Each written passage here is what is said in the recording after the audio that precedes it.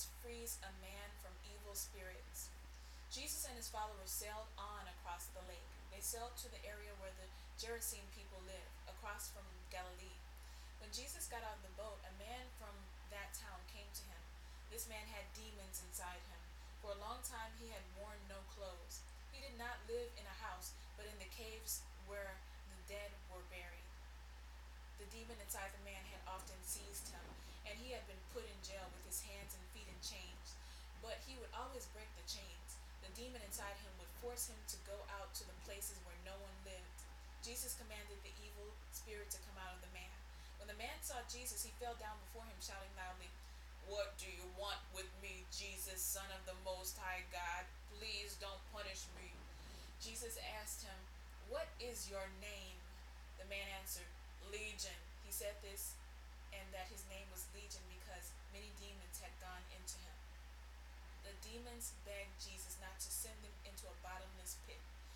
On that hill there was a big herd of pigs eating. The demons begged Jesus to allow them to go into the pigs. So he allowed them to do this. Then the demons came out of the man and went into the pigs.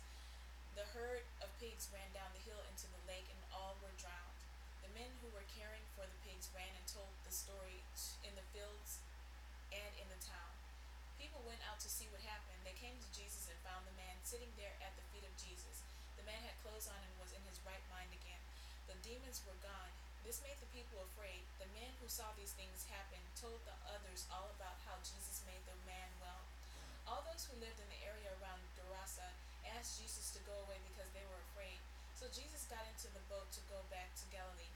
The man he had healed begged to go with him, but Jesus sent him away, saying, "Go back home and tell people what God did for you." So the man went all over town telling what Jesus had done for him. So, story starts out, crazy man running through town.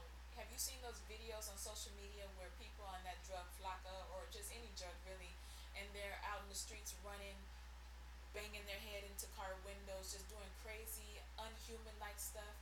I mean, just without human feelings or anything. This was that man. He was on that Flocka. I mean, he was strung out, but he didn't actually have to have any drugs in him, but he could have been on drugs, who knows? But regardless, he had demons in him. And sometimes drugs, drinking, that can alert demons inside of you. Um, they call drinking wine and stuff. They call the liquors spirits because it changes you into someone else. It brings about someone new inside of you. So, in a sense, you can be possessed through these things or just possessed by evil. And another thing to point out in this story is that evil likes to have some kind of flesh to live within. For example, Jesus was planning to cast the demons already know. I mean, spirits can sense each other. Good spirits can sense bad spirits, and humans know that in some sense and form because when you come around somebody, you have a sense about it. Like how a dog barks if someone's evil. I mean, puts someone with a bad attitude, bad spirit, bring them around the dog and watch how the dog doesn't ever calm down. Of course, when you introduce a new person to a dog, they'll be barking. "Arr, arr, arr." But once they get to be around that person, they'll really get a chance to know who this person is and what they're about. Dogs can sense many things, like if someone has cancers or whatever, they use dogs and all kind of bomb sniffing and drug sniffing, etc. And they can definitely sense what kind of spirit someone has. So they'll never be calm and quiet around someone with a negative spirit. They'll always be barking and ready to attack them. Why? It's the same thing when people, humans, can notice something. You meet someone, you're like, "I know that person's up to no good. It's something wrong. I cannot put my finger on it. They seem pleasant, happy, good natured, but I know that's not the true person that they are." So that's our spirit at work. Being able to tell, to be able to sense something's wrong or there's evil in our presence, especially if we have a good spirit.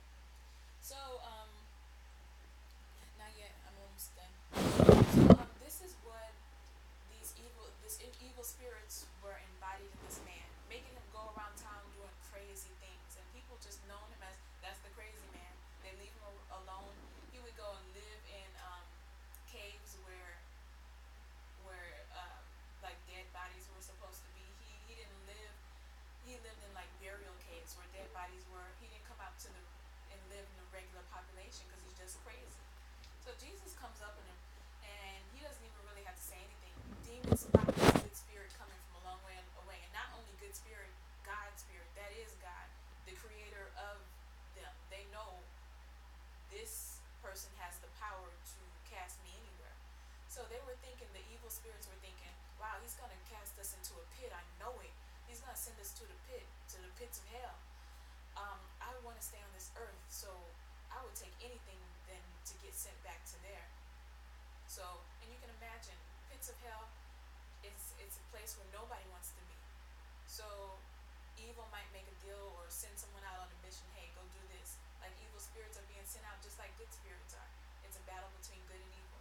Evil might call out, devil might call out, hey, I need you to go do this, go possess this man. And of course, these evil spirits have to obey because that's who whose team they're on.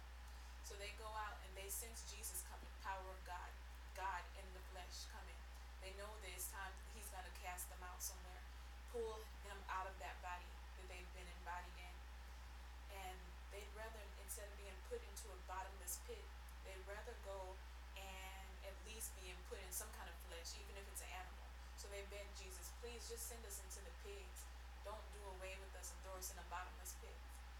So Jesus says, go ahead, go into the pigs. I'll deal with you later because eventually I conquered evil in all aspects later on. So I'll deal with you later. So he lets him be in the pigs. And the man with the demon is free in his right mind. People in the town start noticing, like, wow, that's that crazy man who's crazy all day, all night. How did he get free? And men who saw Jesus Christ pull the evil out of these, pull the evil out of the man and send it into pigs, and then the pigs went and ran off a cliff and died. Then they were like, wow, this man has some weird power. I don't want him pulling out no spirit and sending it into me. Get this man out of here. Go away, Jesus. I don't want you in town. So he was about to leave because he was unwelcome there. They didn't like, that he had that kind of power. They didn't know who he was. So while he's about to leave, the man he pulled the demon out of, he was like, please let me go with you. And Jesus said, no, you gotta stay here. Just go tell everybody that God healed you. This is what God did for you. And that's what Jesus Christ always did. He never liked to take the attention to himself. He never would tell somebody, you know what, go tell everybody I healed you because I can do it and let them come follow me. No. He would say, don't tell anybody I healed you, or go tell people what God did for you. God, Jesus Christ, even though he's God in the flesh, he wants to make sure that he's not praised. Instead, God is. He would tell people were like, oh, you're so good, Jesus. He says, why do you call me good? There's nobody good but God. Go tell God he's good, not me. He would never want to take that. And that's a trait that we have as humans, where we want to get praise and attention from our peers or people in the world.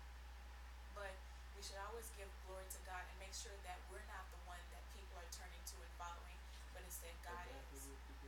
So, let's see what else. So, and at the end, the man goes all around town telling people what Jesus did for him. So that's the end. The next subject will be Jesus gives life to a dead girl and heals a sick woman. So check that out. It's coming up next, and it's the last chapter of today, and also the last chapter of Luke 8.